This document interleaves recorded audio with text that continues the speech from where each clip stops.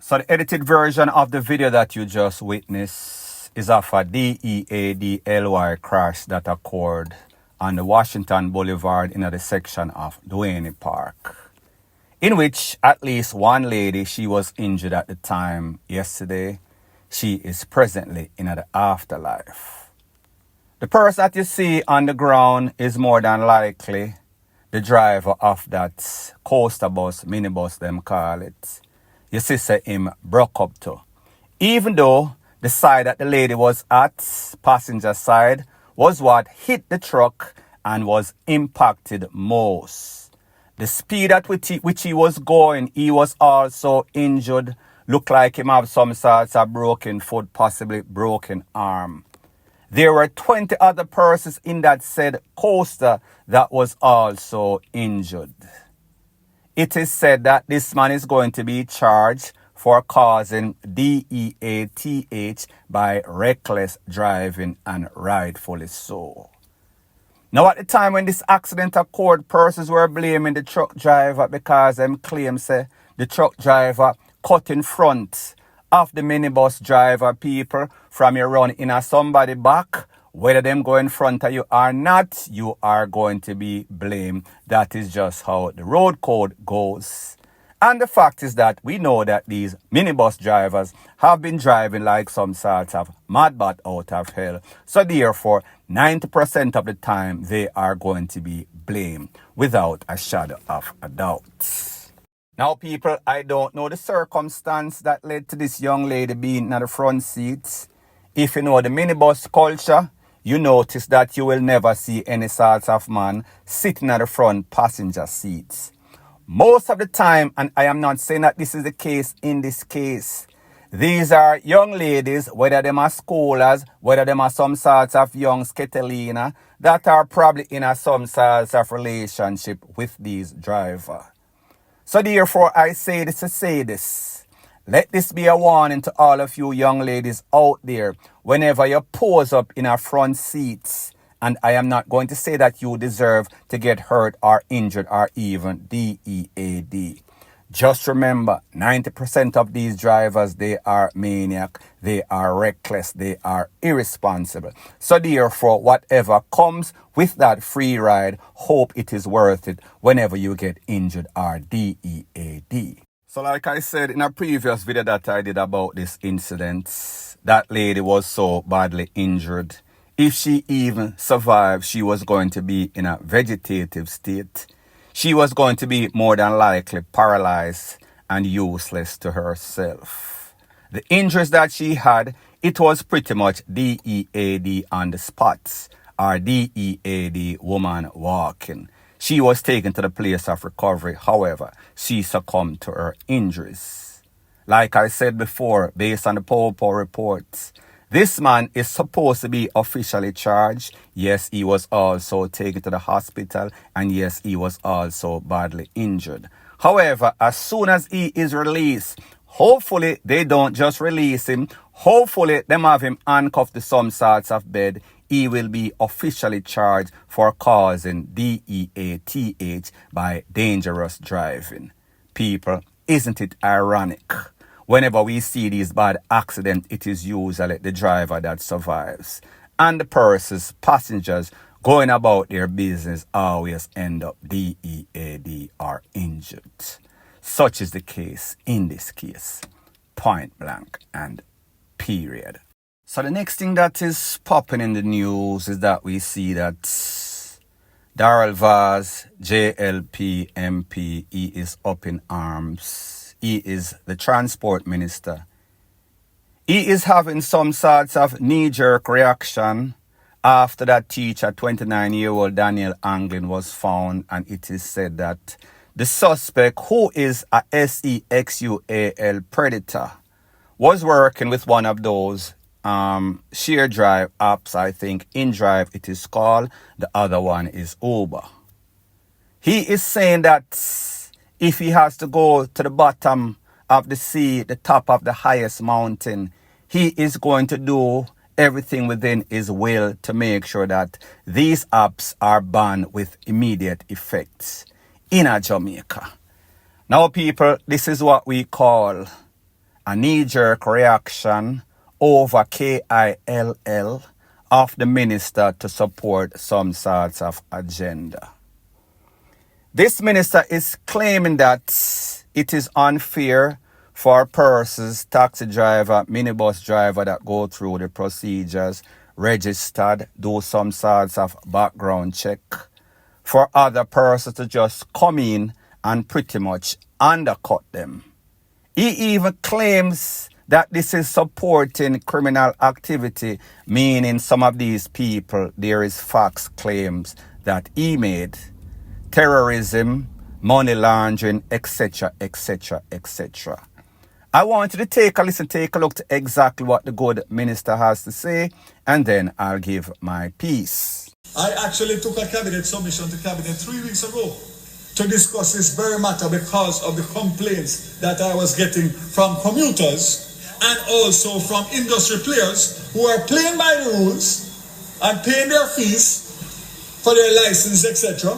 And these apps are undercutting them both in fear, without any form of background checks and no monitoring by the transport authority. I want to indicate that my recommendation as of today, which will obviously have to be vetted for legal purposes, is that a ban on all of those ride-sharing apps with immediate effect until such time as we can come to the table and work out properly how these apps will be regulated in terms of making sure that safety, background checks of the drivers are done not only by the app, the rideshare apps, but by the Jamaican authorities. This is just one of several cases that the police have had evidence that these rideshare apps have been used for criminal activity. So it's not the unfortunate loss of a life on the weekend. There are several. And with a letter from the police to the minister responsible for telecommunications, I have a responsibility to act. And I am prepared to go to the end of the world to make sure that that ban is enforced immediately. InDrive remains outstanding. And I'd like to point out that in addition to the government concerns about safety and security in this environment, there are issues relating to undercutting in the market where lower fares are charged. And that impacts on the tourism, the economy in general, and the threat of other issues such as money laundering and terrorism. So people, like I said, the minister, he was making his proposal in front of the House of Representatives. He is claiming that he is going to make sure that there is an immediate ban until this industry is properly regulated. He is claiming that he is getting all sorts of complaints from Popo, from passengers, from he, she, and the old lady. But the truth and the fact is that there are also complaints as it pertains to passengers on minibus, passengers in a taxi. He claims that the people don't feel safe. People, if you remember, there was a specific case. Jasmine Dean, she has been missing for a very long time. There was a period in Jamaica history not too long ago in which taxi drivers were blamed. People claim allegation that men posing as taxi driver, even some taxi driver were involved. They were taking away young ladies, robbing them, raping them, and even worse, killing them. Now it seems apparently your good minister don't understand what happens when you live in a free market, democratic society. You are going to bring in new innovations as in Uber, as in InDrive. So therefore, those who don't adjust, acclimatize to the new innovation revolution it is called, they are going to be left behind. And that is exactly what we see transpiring as it pertains to taxi, minibus, or even the transport sector. Minister of Transport is not aware of those facts. Now, people, don't get it twisted. Everybody with any sorts of sense understand that you have to have regulatory framework for safety of the public. However, it is the same transport minister, it is the same regulatory body that allowed Uber, allowed InDrive to operate. So therefore, how is it now they are going to be blaming these companies? Because one man and people, I am not saying that this is an isolated incident. However, there is no sort of case study to verify or validate that, yes, this is scientific, this is problematic more than the system that is presently available as it pertains to taxi, minibus, jota, whatever you want to call them.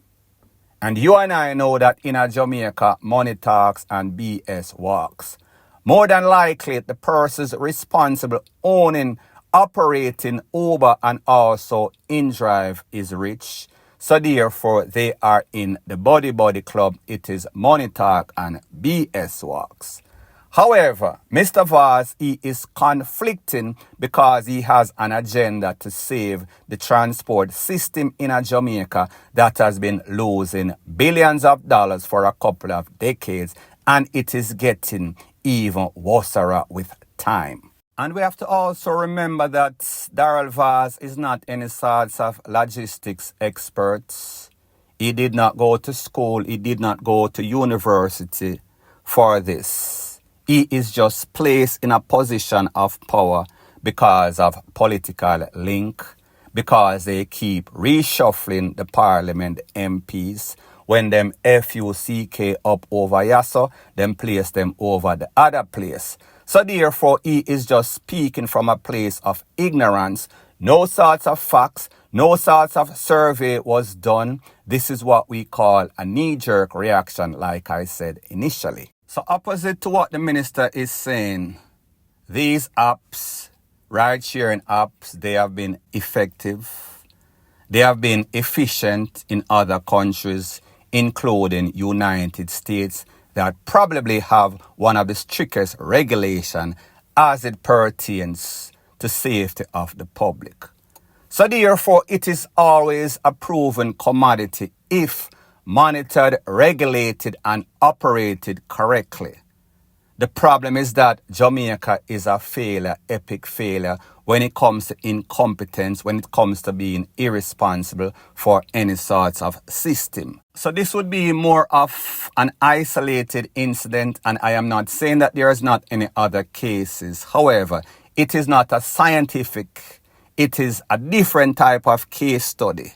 However, if you're doing scientific, you have to run across other country, you have to run across Jamaica and see the success versus the failure. Yes, in cases one bad apple will spoil the whole bunch. However, you should not have any sorts of knee-jerk reaction to fit your agenda, which is political, because your system of transportation is failing. It is woefully inept. The problem is that you want some sorts of scapegoat. So now you are blaming Uber, you are blaming InDrive, when the fact is that you as a regulatory body, you should have made sure that the persons that are on the sexual predator list do not get any sorts of license to operate any sorts of taxi, public transportation, whether it is Uber, whether it is InDrive.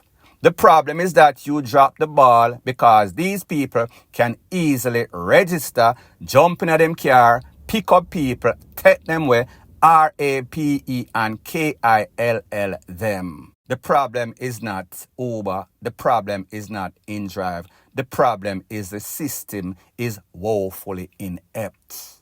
Facts. So the problem that I have with this underlying problem is that we see that the minister is trying to use one incident because he has no sort of backing proof to say why he wants to ban these InDrive ride-sharing apps like Uber, etc., etc. What he needs to do is make arrangements with the regulatory bodies to make sure that persons who are sexual predators are monitored. Change the rules and law where the registry list is public, so therefore anyone and everybody can see who is on this list and make sure that at least they can make a decision for themselves. Because in places like America, the sexual registry list is public. That means that you can go up on the internet. If you have any sorts of concern, you want to see who your neighbors are. If your neighbor have any sorts of shaky or touch up, people picnic pass or women pass. However, in a Jamaica, like me say, common sense is very uncommon. It seems as if they are protecting some people. They are claiming that it is privacy, rights to privacy. However, whose privacy or whose safety and security should we be more concerned about? The public, picnic, women, or some sort of sexual predator?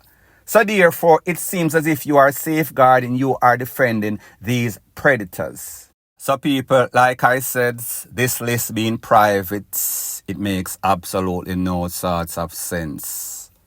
There are certain persons who have access to this information. These persons are police officers, counselors for the offenders, employees of those offenders, people caring for vulnerable people. That is where the offender lives or operates. People managing school where the offender attends. Parents, guardians, or relatives having any association with the offender. People, if you notice, everything is about the offender. What about the victim? What about the vulnerable society?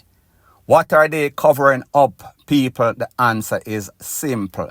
Because them know more than likely that their bigwig friends are involved in all sorts of sexual buckery. They are making sure that they safeguard them, because this defies any sort of rational thinking or common sense. There has to be some sort of ulterior motive. If it is what I said, I would not be surprised. Point blank and period. So anyways, people, thanks once again for checking out my video. If you appreciate videos like these, please show your appreciation by liking, commenting, sharing, and subscribing to my channel. That is how YouTube promotes videos like these to like-minded, sensible persons like yourself. And last but not least, please subscribe to my next channel. It is called Jamaica Dancehall Source. I'll be pinning the link to that channel in the description of this video. Bless up.